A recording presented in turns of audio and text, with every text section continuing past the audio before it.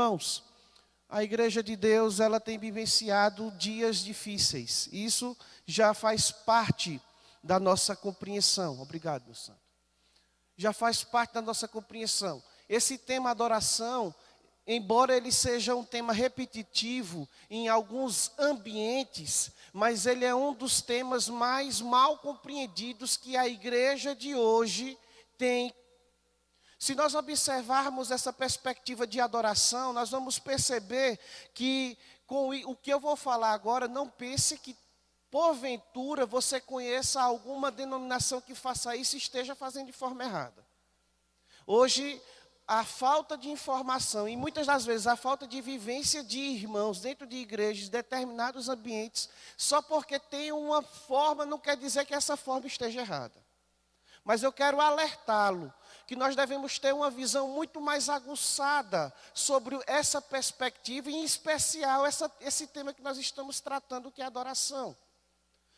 Hoje há um hábito que não é errado de darmos nomenclaturas. Para quê? Para facilitar a assimilação daquele que nos ouve. Para facilitar também que nós venhamos transmitir com fidelidade aquilo que temos recebido da parte do Senhor. Isso é bom.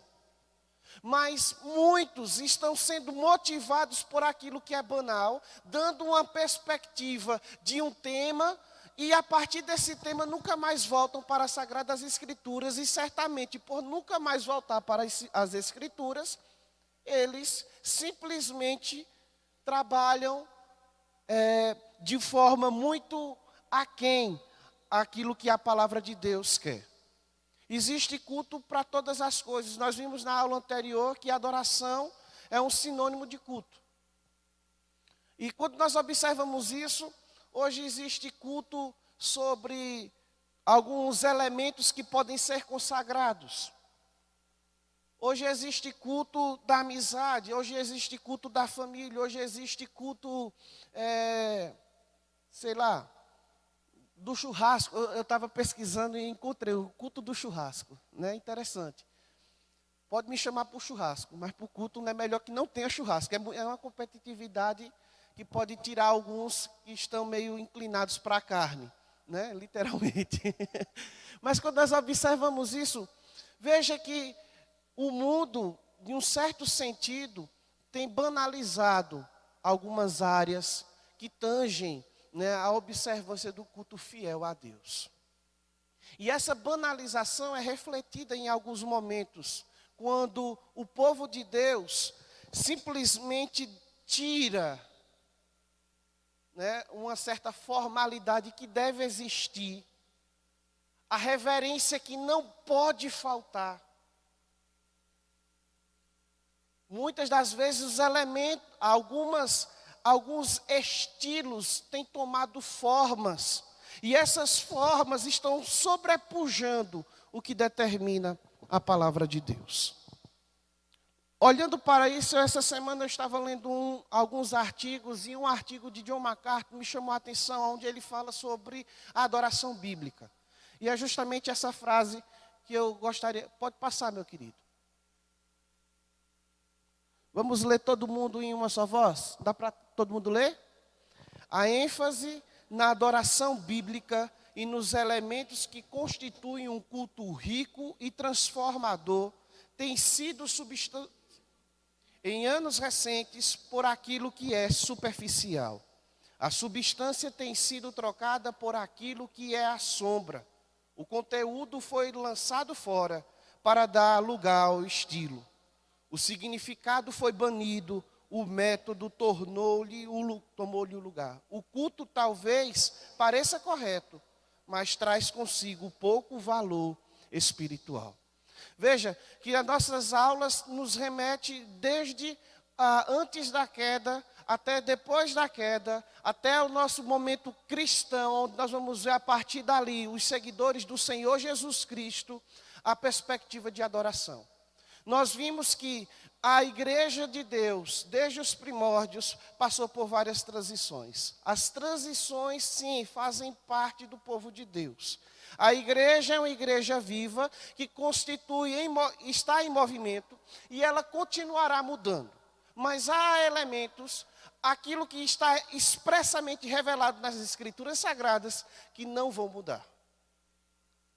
As pessoas mudam, a cultura muda, a perspectiva moral hoje mudou muito com relação a 70 anos atrás, até menos 20, 30 anos atrás. A perspectiva ética nem se fala. Quando nós observamos essas coisas, vamos ver, isso afetou a sociedade? Afetou. E isso afeta a igreja de Deus hoje? Certamente afeta.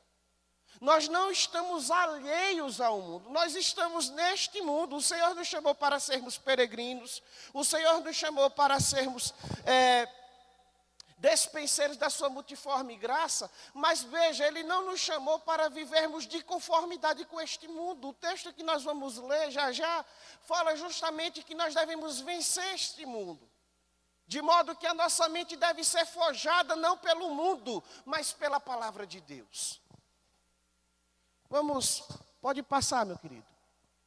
Vamos continuar nossa perspectiva rapidamente, só para lembrarmos do que nós já estamos refletindo.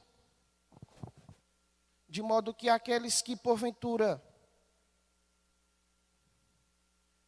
não estavam aqui semana passada, não se sintam prejudicados. Uma breve retrospectiva. Nós vimos a adoração na queda, antes da queda. E na adoração antes da queda nós percebemos que Adão e Eva foram criados para adorar. Nós vimos que de Caim até os patriarcas, nós vamos ver que o povo de Deus, apesar do pecado, mesmo assim, o nosso Deus criou os meios para que continuasse o adorando. No tabernáculo, nós vamos observar que ali houve a institucionalização, entre aspas, daquilo que tange a um culto verdadeiro, uma adoração verdadeira. E no tabernáculo nós podemos ver algumas coisas que dali em diante vai sair alguns princípios. Nós vamos ver que no tabernáculo ele tinha uma divisão. Ele tinha um objetivo concreto em cada um dos seus mínimos detalhes. Embora ele seja móvel, mas ele tinha todos os elementos que ali constituíam e forjavam aqueles que tanto estavam prestando culto de forma específica, trabalhando, como aqueles que levariam sacrifícios a Deus, buscando de Deus também, não somente adorá-lo, mas também buscando Deus para pedir perdão por seus pecados. No tabernáculo nós vamos ver que ele tinha um pavimento, um altar de sacrifício, um altar de incenso, uma mesa, um candelabro e uma arca, a arca da aliança.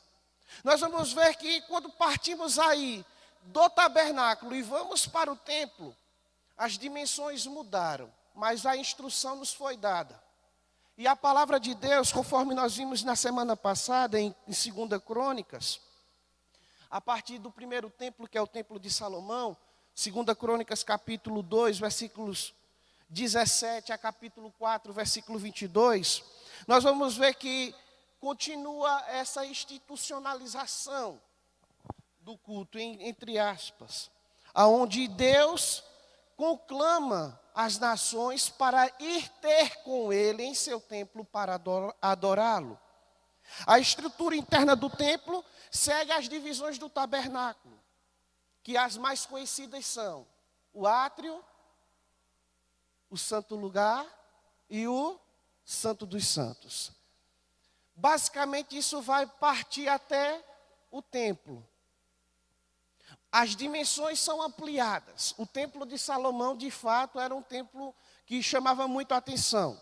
Foi uma grande construção que evidenciava a gloriosa presença daquele que habitava naquele lugar. O templo ele tinha, ao contrário do tabernáculo, 3 andares, incluindo nesses andares alojamentos para os levitas e os sacerdotes. Em vez de uma pia original, havia 10 pias móveis sobre rodas. Um grande reservatório em lugar um grande reservatório de água, sustentando por 12 bois esculpidos em bronze. No santuário havia 10 candelabros de ouro, 10 mesas para os pães da proposição. As antigas peles que tomavam e formavam a tenda do tabernáculo foram substituídas por paredes revestidas em ouro, com figuras de querubins, palmeiras e flores.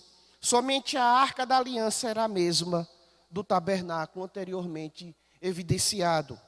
E nós podemos ver essa descrição exata do templo em 2 Crônicas, capítulos 3 e 4. Pode passar. Eu quero que vocês vejam aí. Volte um pouquinho, meu irmão. Aí o templo. Esse templo aí não é o templo de Salomão, tá certo?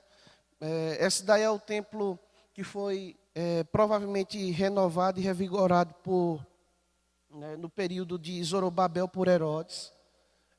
Mais ou menos assim, não é tão glorioso quanto o templo de Salomão, mas nós podemos ver como esse templo, e sim, não tem nada a ver com o templo lá em São Paulo não, tá? Para deixar bem claro.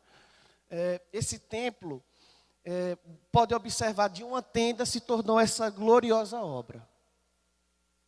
Uma grande construção. Mas nós vamos ver que no processo de templo, depois apareceu as sinagogas. Nas sinagogas, nós vamos ver que não foi prescritivo, ou seja, não tem nenhum texto bíblico descrevendo que Deus queria que o seu povo adorasse em sinagogas. E aí, como é que fica essa situação? O povo vai deixar de adorar? Não. Por que o povo teve que fazer sinagogas, o povo de Deus?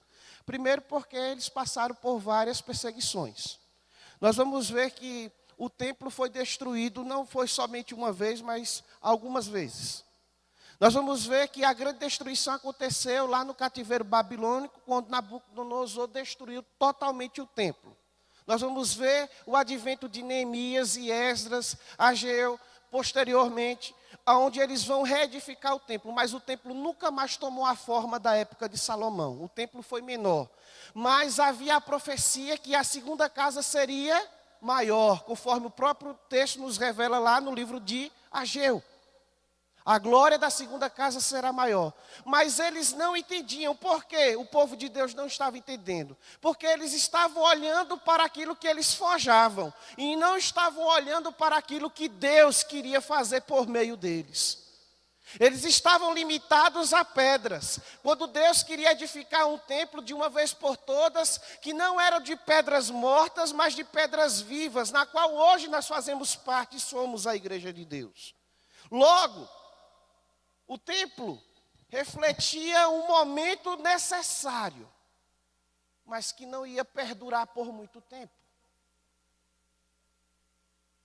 Logo, as sinagogas surgiram como uma solução para essas diásporas, para essas destruições do templo, para a perda das 12 tribos de Israel. Nós sabemos muito bem que uma tribo específica estava separada para todo esse trabalho que tangia os sacrifícios, a limpeza, os louvores, a manutenção do templo. Era uma tribo que precisava fazer isso. Aí as sinagogas surgem como uma solução para isso. Simples. Não sei se dá para todos observarem, podem voltar. Simples, mas no meio nós vamos ver um lugar onde o rabino fica e ali a Torá era aberta. Onde a lei de Deus era lida e exposta. Os homens ficavam separados das mulheres. Normalmente as mulheres ficam aí nesse primeiro andar, dado as tradições judaicas. Os homens ficavam embaixo. Somente os homens poderiam falar. E também numa certa idade. Quando nós observamos essas instruções, a formalidade e a reverência estava sendo forjada no coração das pessoas que ali praticavam. Vamos ver que de forma semelhante, aquilo que era glorioso se tornou simples. E aquilo que se tornou simples por meio da sinagoga se tornou mais simples ainda quando a igreja de Deus foi inaugurada em termos de reconhecimento, pois a igreja de Deus sempre existiu desde o Éden. Vamos continuar a nossa compreensão. Até agora todo mundo está me acompanhando? Uma breve retrospectiva. Pronto, vamos ler Romanos 12, versículos 1 e 2.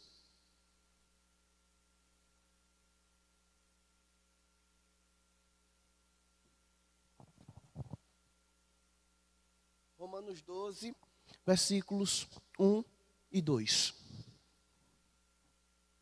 Amém? O que aqui o texto diz? Rogo-vos, pois, irmãos,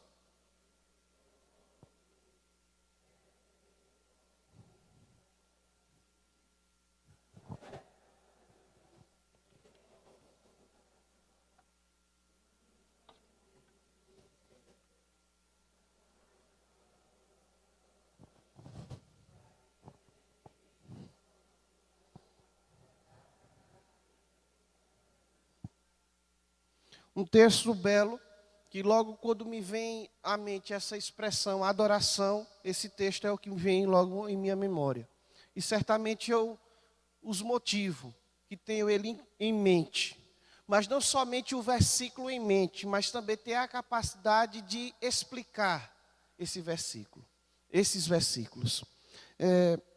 Meus irmãos, nós vimos na aula anterior toda essa perspectiva e vimos que a igreja, que agora foi reconhecida entre seus contemporâneos como igreja cristã, ela seguia os ensinamentos plenos do Senhor Jesus Cristo. Nós podemos observar nos evangelhos que o Senhor Jesus Cristo, ele de forma extraordinária, ele explica e redefine algumas compreensões veterotestamentárias. De modo que ele foi muito contundente e algumas classes de seitas que haviam entre os judeus o questionaram muito, que foram a seita dos fariseus e a seita dos saduceus. Uma mais legalista, outra mais liberal. Mas ambas tinham uma perspectiva de acharem, deter a melhor compreensão a respeito da palavra de Deus. E Deus, o Senhor Jesus Cristo, de forma extraordinária, ele explica. Ele faz que aquele povo daquela geração refletisse sobre as perspectivas que anteriormente já tinham sido explicadas. E ele diz, literalmente, que não veio descumprir a lei, mas veio cumpri-la plenamente. E por muitas vezes esses ensinamentos foram confrontados.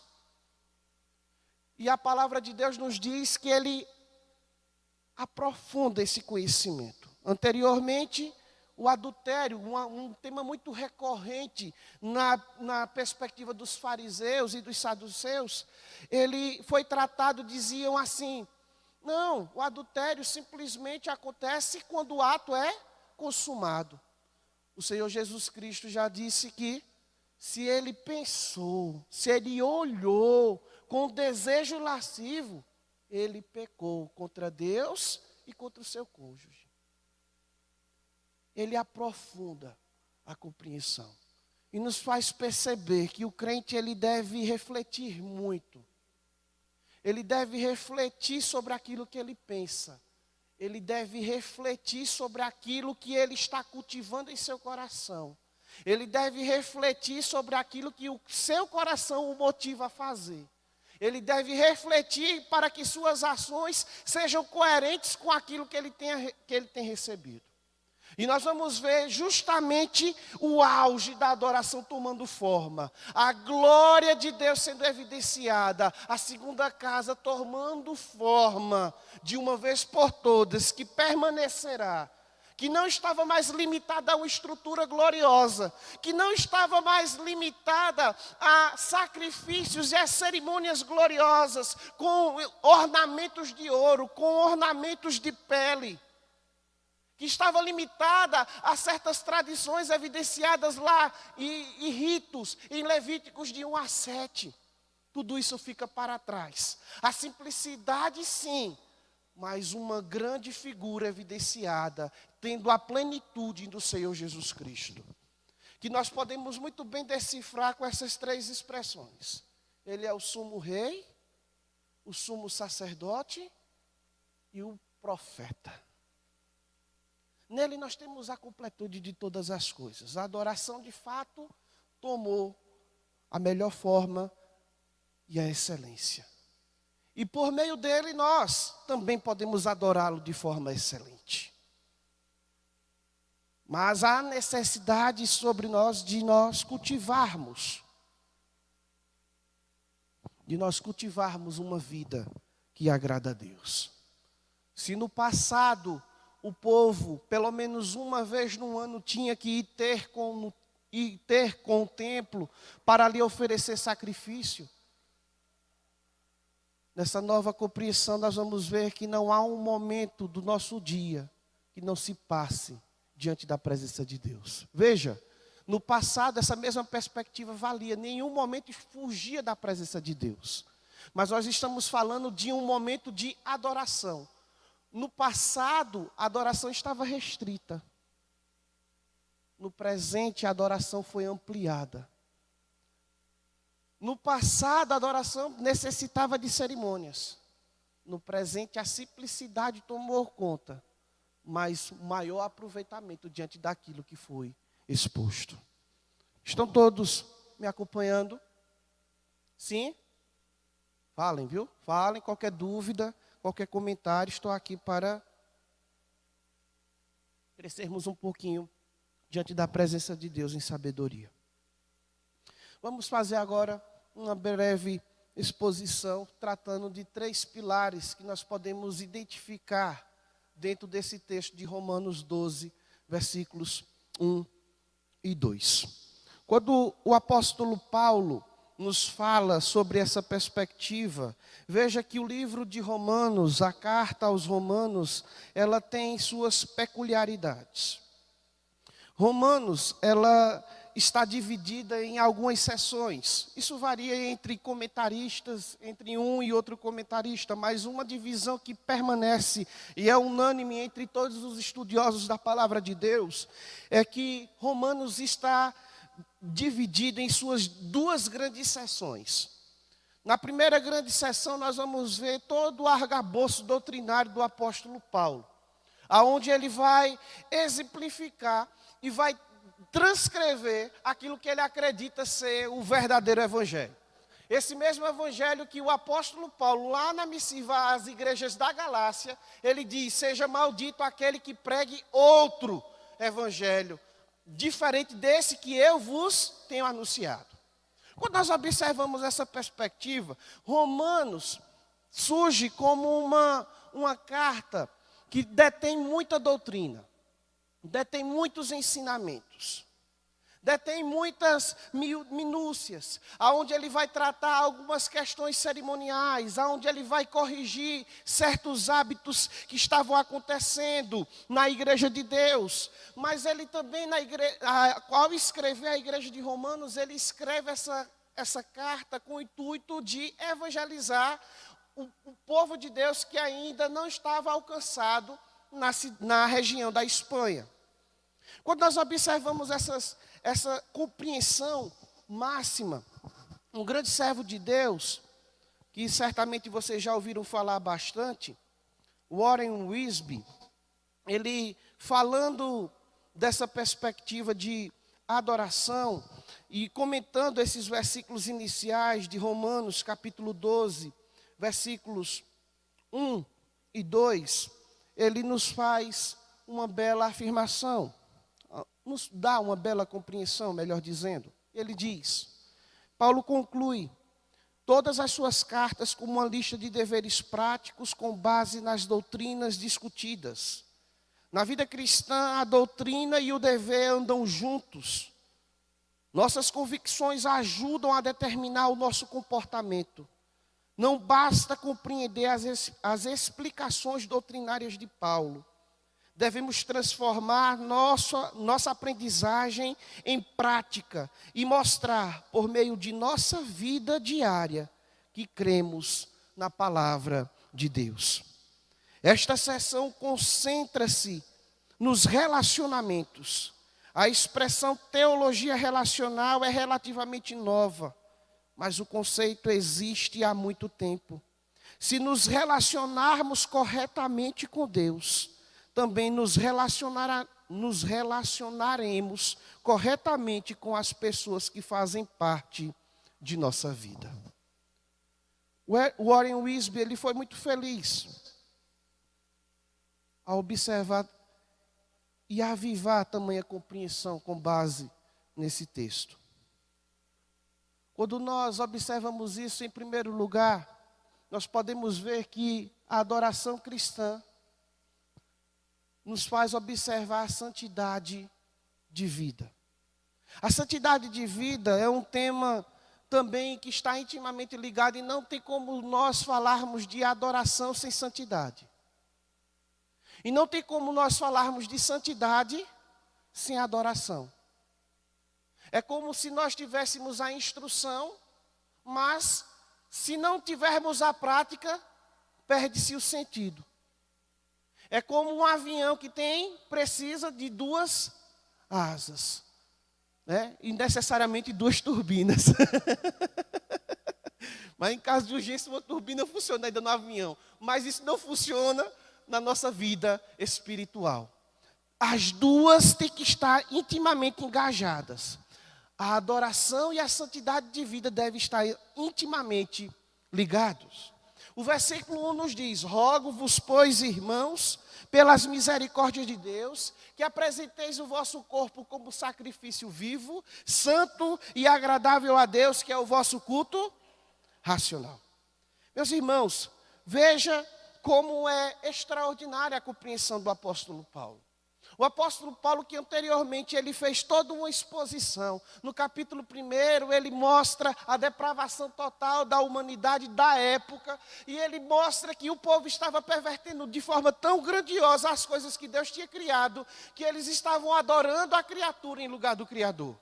E em sequência, o apóstolo Paulo, ele continua a explicar as suas principais compreensões a respeito da doutrina de Deus. E ele fala sobre essa doutrina que foi uma das principais, a que gerou a grande reforma protestante, que é a doutrina da justificação pela fé.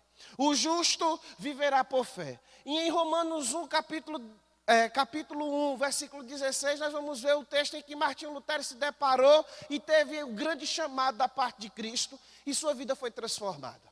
Aonde diz: de fé em fé o justo viverá pela fé. E nessa perspectiva, Deus nos conclama, desde os primórdios, apesar das nossas faltas, apesar das nossas falhas, apesar dos nossos inúmeros pecados, a termos uma vida de santidade. Para que essa vida de santidade nos dê o arcabouço necessário para termos uma vida que adora a Deus. O Senhor não nos chamou para uma fé simplesmente intelectual. O Senhor não nos chamou para uma vida que é cheia de conhecimento a respeito da pessoa de Deus. O Senhor nos chamou para uma vida de relacionamento. Ele não quer que nós venhamos simplesmente conhecê-lo, saber da existência do Deus Todo-Poderoso. Isso o ímpio tem. Deus nos chamou para desfrutarmos de um relacionamento genuíno com Ele. E para isso nós precisamos nos esmerar diante daquilo que Ele revela em Sua palavra. Para isso nós precisamos entender o processo revelacional. Eu não preciso, de fato, saber detalhadamente e explicar versículo por versículo de tudo quanto aquilo que nós vivenciamos esses últimos 2 domingos, inclusive hoje. Mas eu preciso entender. A adoração me é requerida. A adoração é necessária. Se eu nasci em Deus, a minha vida reflete isso. Eu devo adorá-lo. Mas para isso, eu preciso ter santidade de vida. E é justamente essa perspectiva que nos é dada no versículo 1 de Romanos 12. Em Romanos capítulo 12, versículo 1. A santidade de vida não é uma opção. Se a adoração não é opção para o crente, a santidade nunca será opção. Mas é uma exigência. Observando o texto, nós vamos observar que, se nós continuarmos a leitura dos versículos subsequentes, a partir do versículo 3, nós vamos ter uma compreensão ainda melhor a respeito sobre como nós devemos nos portar. A santidade de vida nos faz refletir sobre nós mesmos diante de Deus. Nos faz refletir de nós com respeito ao nosso irmão, o nosso próximo. A santidade de vida não é algo teórico. A santidade de vida é algo prático. Se nós observarmos os livros de Deuteronômio, o livro de Levíticos, o livro de Números, em alguns momentos, essa frase normalmente se repete com algumas variações. E ele diz, o Senhor, quando ele termina a exortação do seu povo: sede santos, porque eu, o Senhor, o vosso Deus, sou santo. Se no passado Deus conclama o seu povo para adoração, porque ele deve ser adorado, e nós vimos isso com base no símbolo de fé da nossa igreja, na primeira pergunta do Catecismo Maior, no breve catecismo: qual é o fim principal do homem? O fim principal do homem é honrar e glorificar a Deus e desfrutar ou gozar da sua presença eternamente. E nós vimos que, se resumirmos essa frase, essa sentença, em uma palavra, essa palavra seria o quê? Adoração. Deus me chamou com um fim determinado: adorá-lo. Deus quer que eu venha adorá-lo, mas eu não posso adorá-lo da forma que eu quero. Eu não posso adorá-lo com base nas minhas limitações. Vivenciamos um momento difícil da igreja de Deus. Por quê? Porque o homem quer normatizar com base em seu vão conhecimento a gloriosa expressão do querer de Deus que está revelado nas Escrituras Sagradas. Ele quer encaixotar a imensidão do mundo em uma pequena caixa que ele julga ser todo o conhecimento necessário. Com isso, meus irmãos, para nós entendermos essa perspectiva de santidade, devemos ter logo claro em nossa memória: estamos muito aquém do que nós devemos ser. Mas nós temos tudo quanto necessitamos.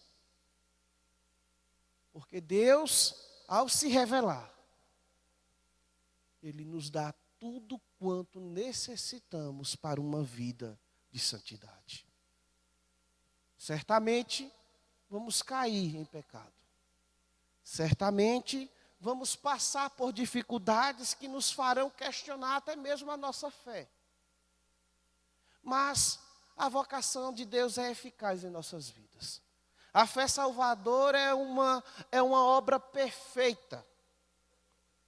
De modo que, sim, apesar dos altos e dos baixos, nós viveremos de conformidade com aquilo que Deus quer. A adoração na igreja cristã e a santidade de vida nos faz ver algumas coisas. O apóstolo Paulo, ele exorta a igreja de Roma a oferecer a Deus o corpo como sacrifício vivo. E por corpo nós vamos observar, e sacrifício vivo, essa expressão parece um contraste intimamente ligado ao passado. Paulo, como bom fariseu, ele sabia muito bem as leis que tangiam a adoração veterotestamentária. E ele diz: no passado Deus queria sacrifícios, entre aspas, por causa do nosso pecado. Mas no presente Ele quer que nós sejamos os verdadeiros sacrifícios, não mortos, mas sacrifícios vivos. Santidade requer o que de nós, meus irmãos? Um sacrifício vivo.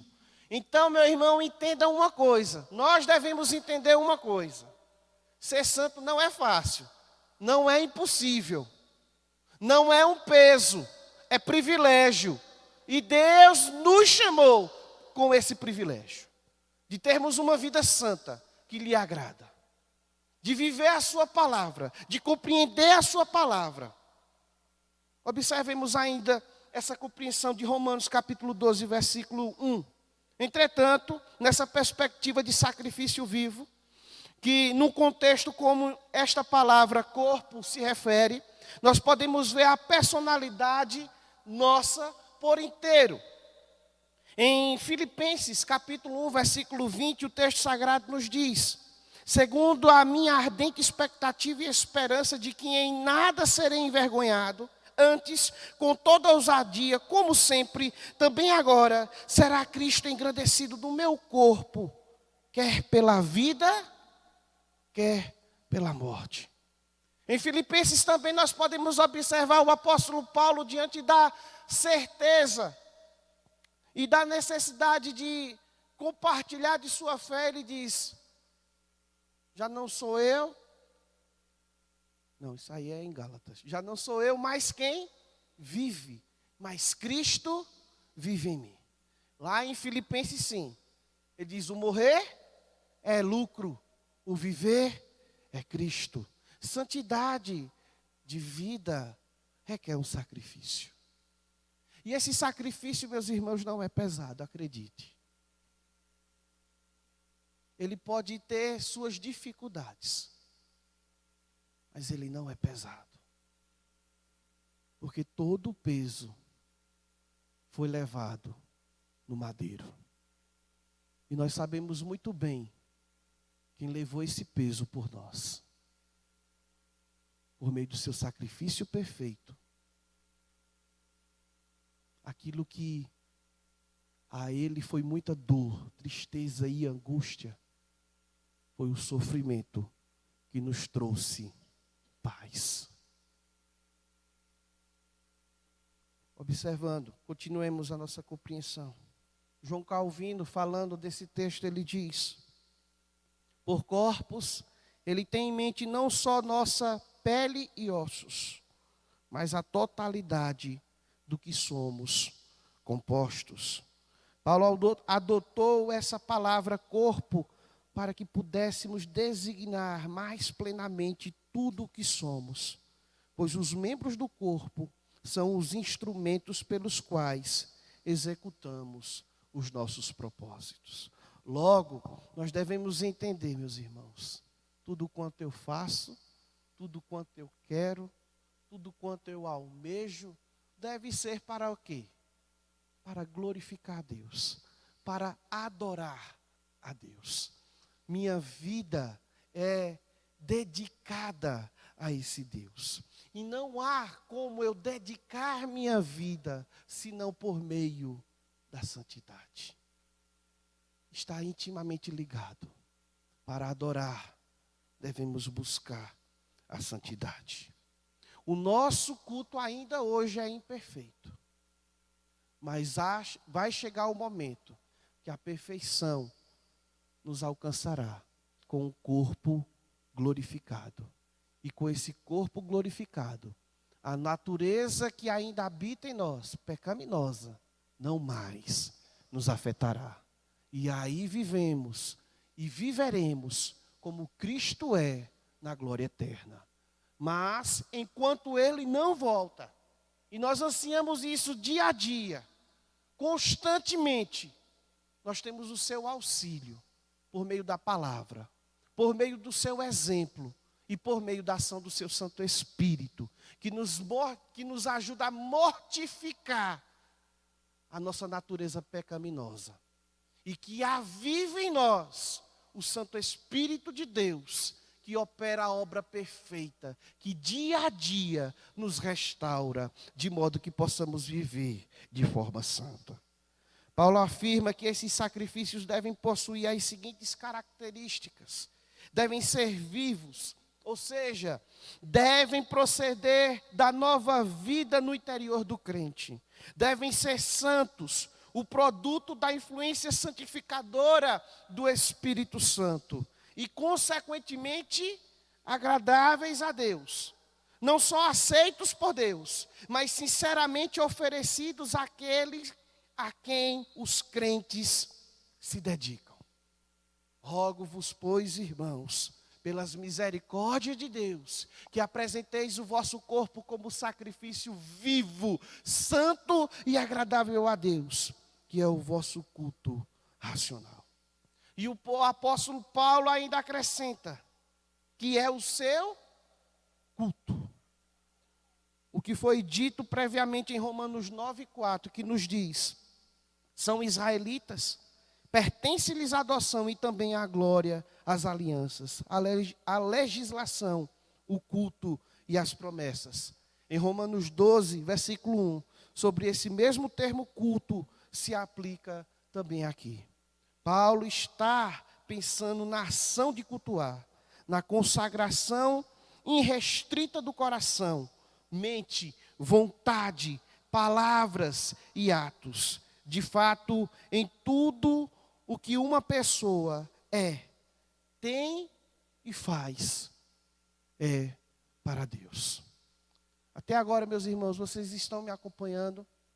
Alguém gostaria de complementar, falar alguma coisa, tirar alguma dúvida? Olha que vocês falam mais quando o pastor já está aqui, né?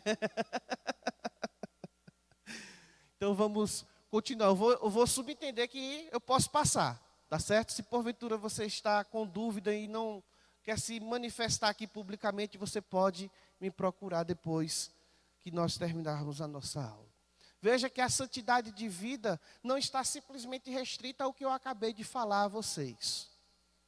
Certo? Ela é um tema muito mais amplo, que certamente nós poderíamos dedicar meses, anos das nossas vidas para trabalharmos. Mas eu quero trabalhar com vocês essa perspectiva de santidade simplesmente de quê? A santidade não é algo teórico, é algo que deve ser cultivado. A santidade é algo que me leva à prática, porque a prática me leva ao culto, e o culto é adoração a Deus.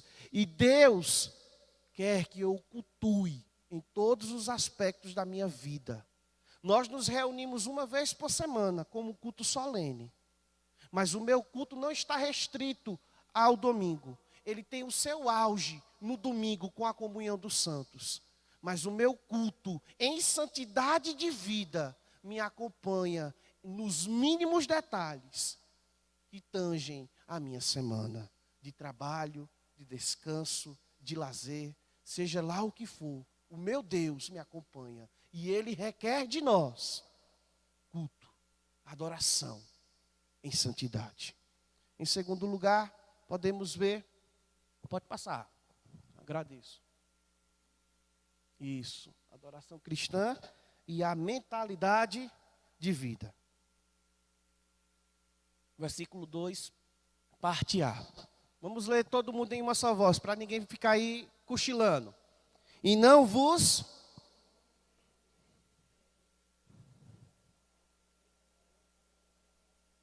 Amém. E não vos conformeis com este século, mas transformai-vos pela renovação da vossa mente. Veja, o meu conhecimento a respeito de Deus está intimamente ligado como eu adoro, não é isso? Mas o meu conhecimento a respeito de mundo influencia como eu adoro? Certamente sim. Daí a minha vida ser pautada por quê? Pela palavra de Deus. Uma frase que está na boca de todo crente reformado é: a Bíblia é a minha única regra de fé e de prática.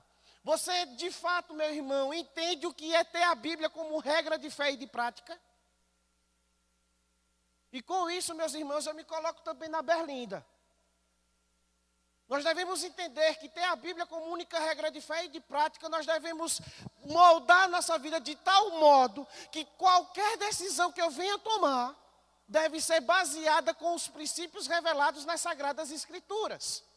Logo, ela tange a minha vida por completo. Eu não tenho uma caixinha para adoração no domingo. Eu não tenho uma caixinha para o meu trabalho. Eu não tenho uma caixinha para a minha escola, minha faculdade. Eu não tenho uma caixinha para a minha família.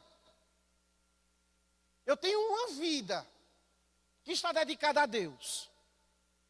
E tudo quanto eu faço parte deve me acompanhar nessa perspectiva plena a respeito da obra de Deus que nos é revelada através das Sagradas Escrituras. Há uma frase que muitas das vezes nós falamos, e com isso eu não estou dizendo que quem o usa está usando de forma incorreta, pois há momentos que ela se encaixa, mas particularmente eu não acho uma frase que um crente deve usar. Quando nós falamos, a minha vida secular. Há momentos que de fato nós devemos fazer algumas diferenciações.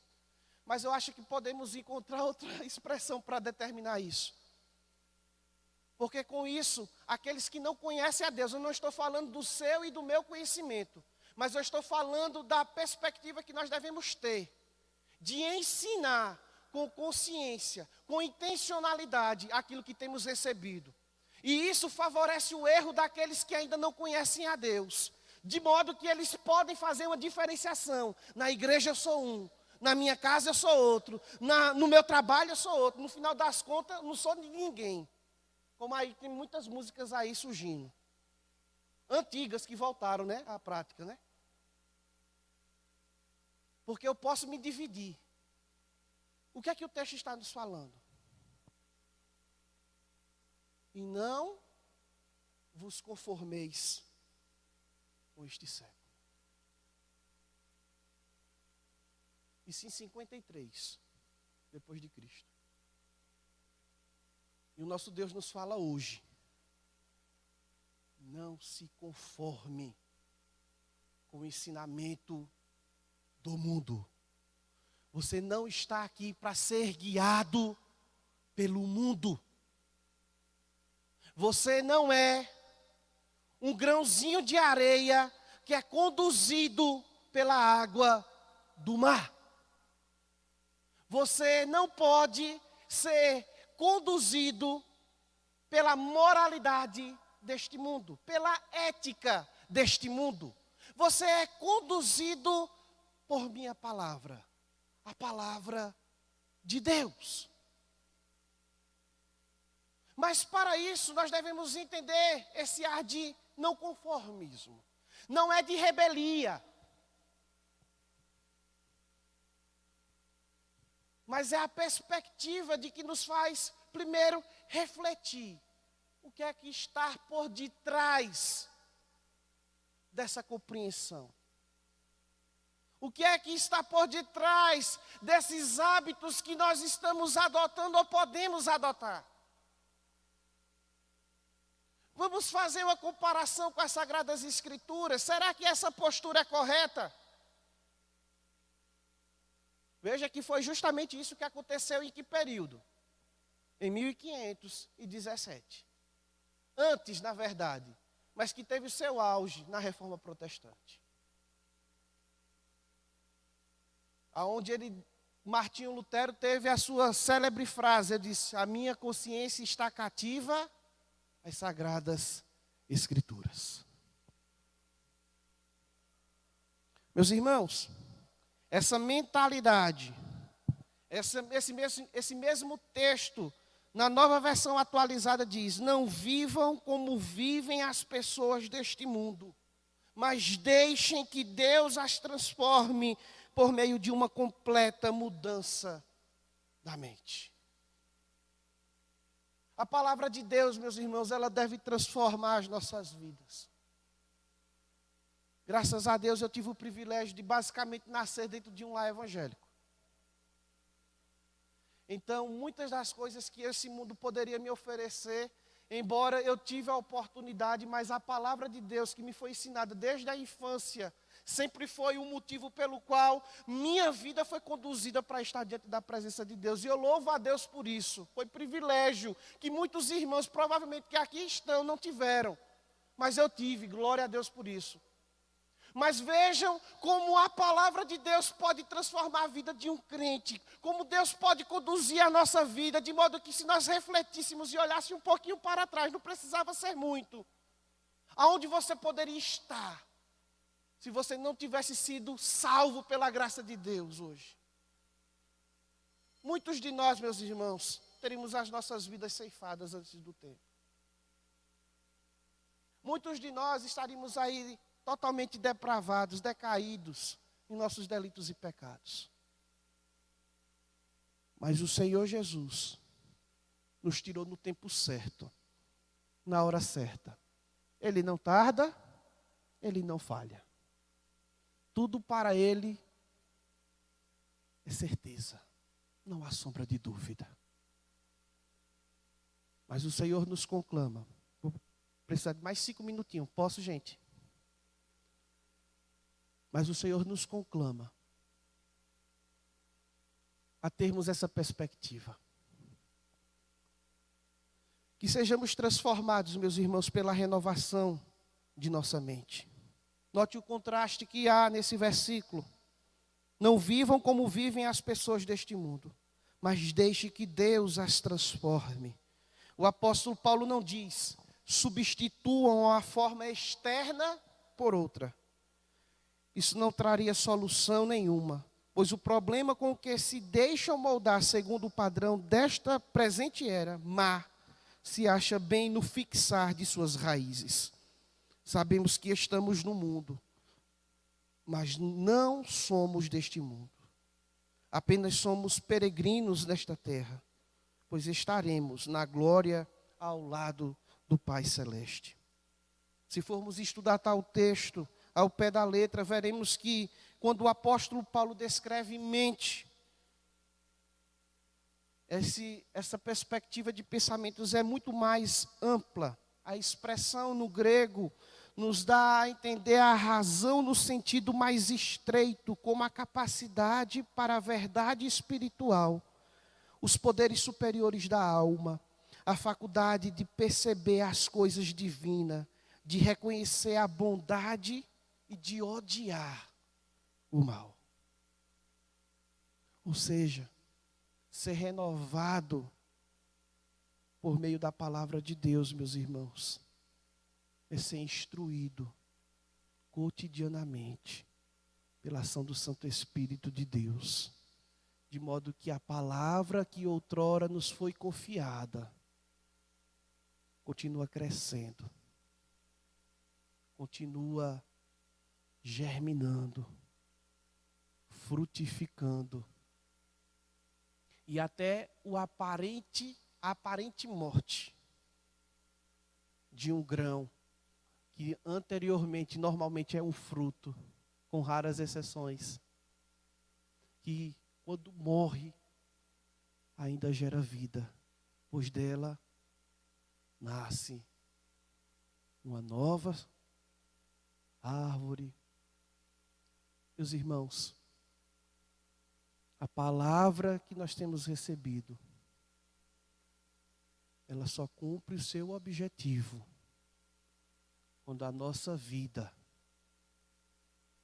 quando o nosso conhecimento a respeito deste mundo, quando o nosso conhecimento a respeito de nossas práticas trabalhistas, quando o nosso conhecimento a respeito das perspectivas que tangem a nossa família, nosso ambiente de trabalho, de estudo, de faculdade, são moldados, não com base no mundo, mas com base na palavra de Deus. Vamos repetir em uma só voz os versículos 1 e 2.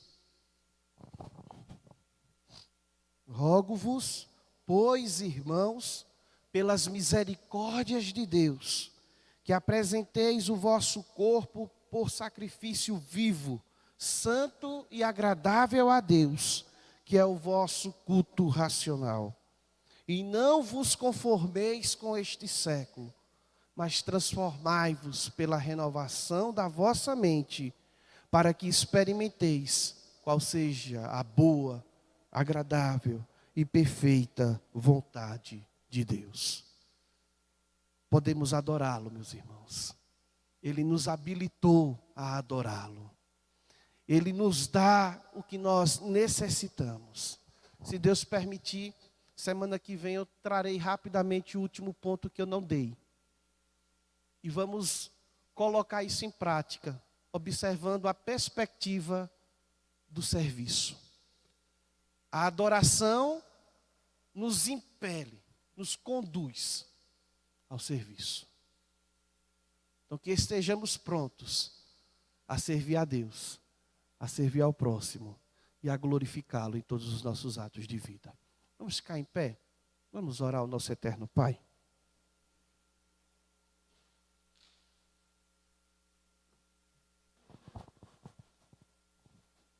Deus amado, Deus eterno, nós te louvamos por tua palavra. E nós clamamos, ó Deus, a ti, que diante daquilo que nos foi exposto, o nosso coração, como terra sedenta, preparada para receber a semente, possa acolher.